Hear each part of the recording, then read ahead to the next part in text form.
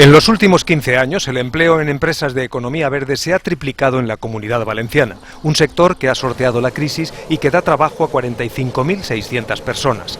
A largo plazo, las perspectivas de crecimiento son buenas siempre que las empresas apliquen principios de sostenibilidad.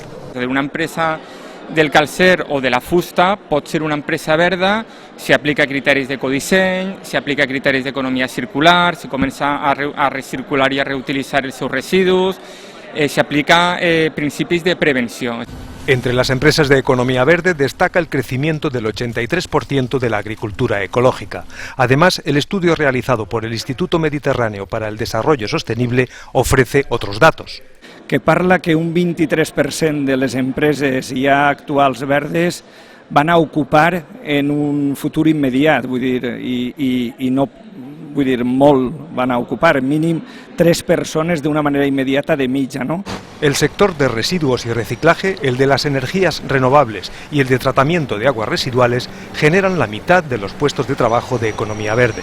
Desde el comienzo de siglo, estas actividades han triplicado su peso en la estructura laboral.